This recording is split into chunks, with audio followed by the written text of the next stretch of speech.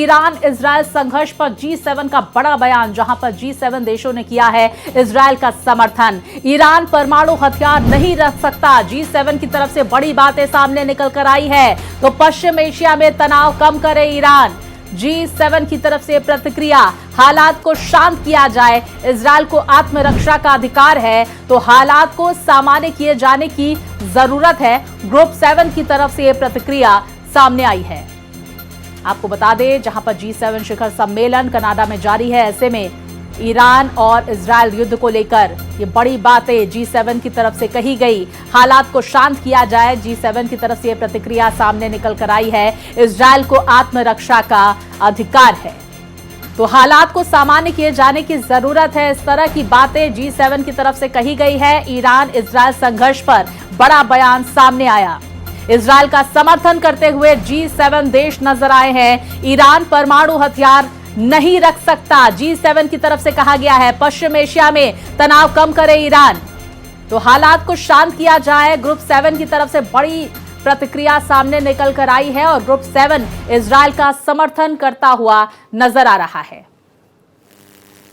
तो देखिए, G7 शिखर सम्मेलन जहां कनाडा में हो रहा है, दूसरी तरफ ईरान और इजरायल युद्ध को लेकर G7 की प्रतिक्रिया सामने निकल कर आई है।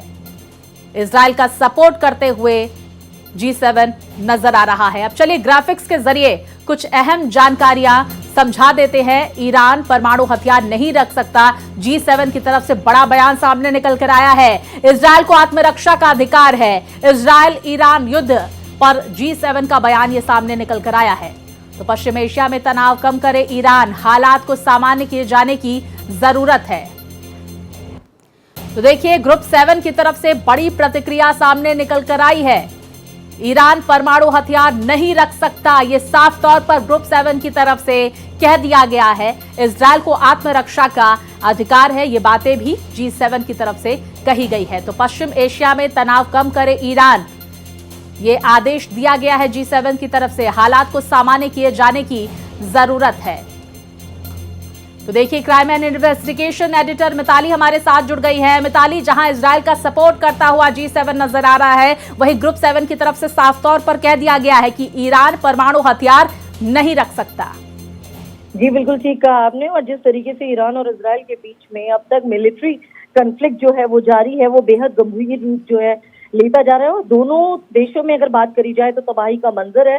ईरानियन ऑफिशियल्स के अनुसार अब तक ईरान में कम से कम 406 से ज्यादा लोगों की मौत हो चुकी है, जबकि 1481 लोग जो हैं वो बुरी तरह से घायल हैं।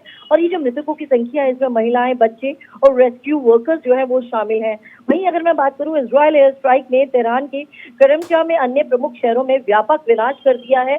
इन हमलों में जो है हॉस्पिटल, कम्युनिकेशन हब्स वगैरह, रेजिडेंशियल एरिया को काफी भारी नुकसान हुआ है। और ईरानियन रिटेलिएटरी ड्रोन ने जो है मिसाइल स्ट्राइक में इजरायल को भी नुकसान किया है, जिसमें 24 सिविलियंस की इजरायल में मौत हो चुकी है और 600 से भी ज्यादा लोगों को जो है जो घायल है।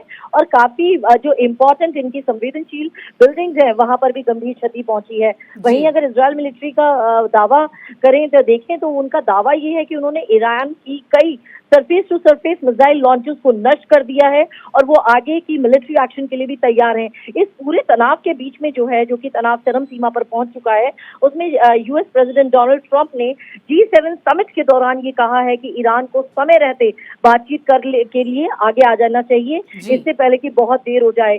वहीं अगर मैं बात करूं Israel prime minister Benjamin Netanyahu की, तो उन्होंने कह दिया है कि ईरान के जो सबसे प्रमुख नेता हैं उनको भी निशाना बनाया जा सकता है।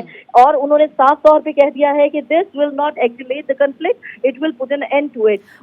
एक और बड़ी जानकारी सामने निकल कर आ रही है कि अमेरिकी राष्ट्रपति डोनाल्ड ट्रंप, जो कनाडा में G7 समिट हो रहा है, उसे बीच में छोड़कर जाने की उनकी बात सामने निकल कर आ रही है।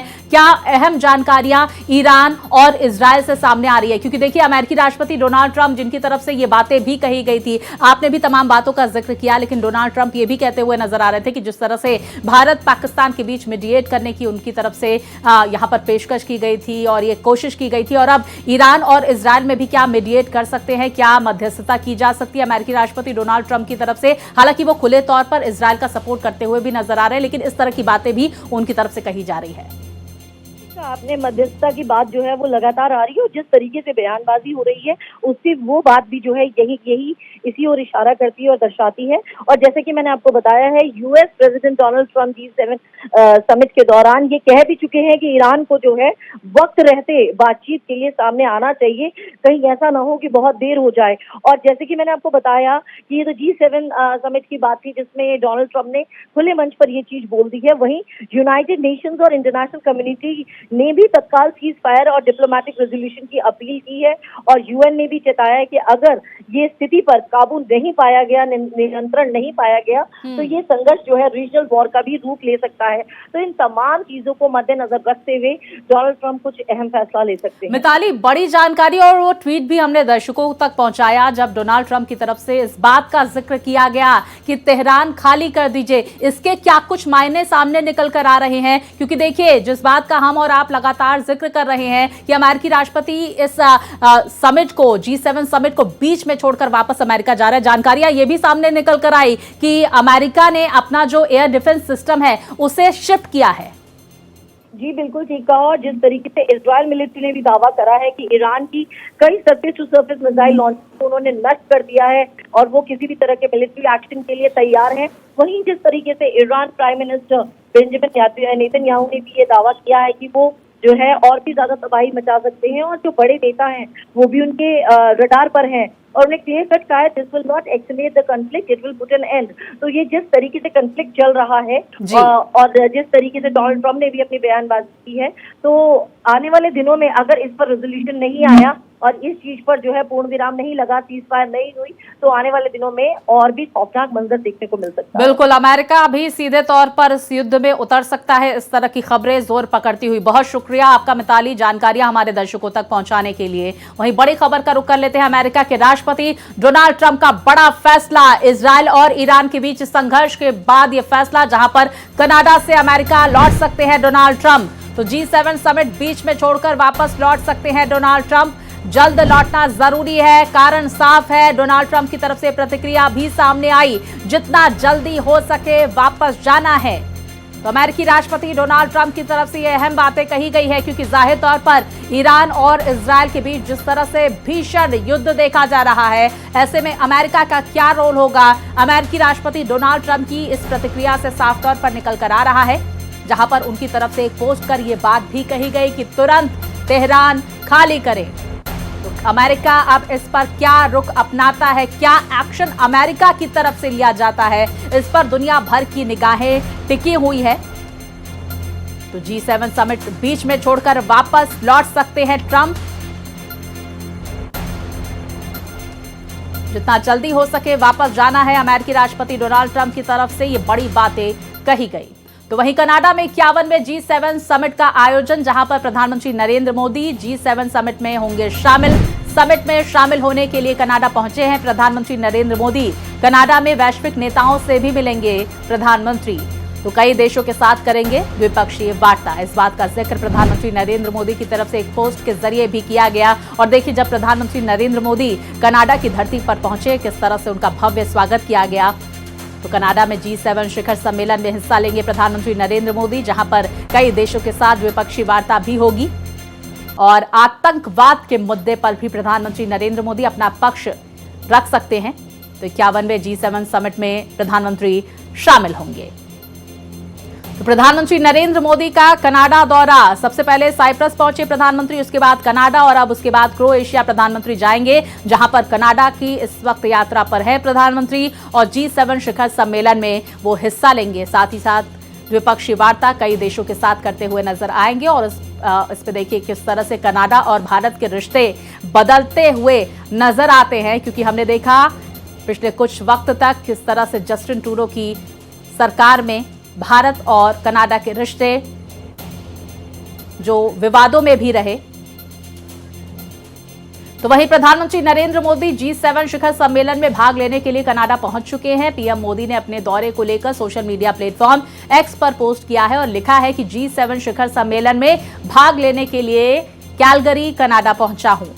तो शिखर सम्मेलन में विभिन्न नेताओं से मुलाकात करूंगा और महत्वपूर्ण वैश्विक मुद्दों पर अपना विचार साझा करूंगा। साथ ही वैश्विक दक्षिण की प्राथमिकताओं पर भी जोर दूंगा। और चलिए ग्राफिक्स के जरिए समझ लेते हैं कि आखिर क्या है G7। दरअसल 7 देशों का समूह है G7, जिसे ग्रुप 7 भी कहा जाता है। तो आपको बता दें कि ये देश हैं अमेरिका, ब्रिटेन, फ्रांस और इटली इसके सदस्य हैं। साथ ही जर्मनी, कनाडा और जापान भी G7 के सदस्य हैं। आपको बता दें कि यूरोपीय संघ G7 के अतिरिक्त सदस्य हैं। इसके साथ ही 1997 से 2013 तक रूस भी G7 का सदस्य रहा है। यानी कि पहले ये G8 हुआ करता था, यानी ग्रुप 8 हुआ करता था। उसके बाद 2014 के बाद रूस की सदस्यता सस्पेंड कर दी गई। तो G7 क्या है, ये महत्वपूर्ण जानकारियां आप ग्राफिक्स के जरिए समझ सकते हैं। और G7 समिट का एजेंडा क्या है, जहां पर वैश्विक सुरक्षा और कूटनीति को मजबूत करना है। इसके साथ ही क्षेत्रीय समस्याओं पर एकजुटता अपनाना है। तो साथ ही इजरायल, ईरान और रूस यूक्रेन युद्ध पर मंथन भी होगा। ऊर्जा, सुरक्षा, प्रौद्योगिकी और कारोबार में रणनीतिक सहयोग बढ़ाना इसका मुख्य उद्देश्य है।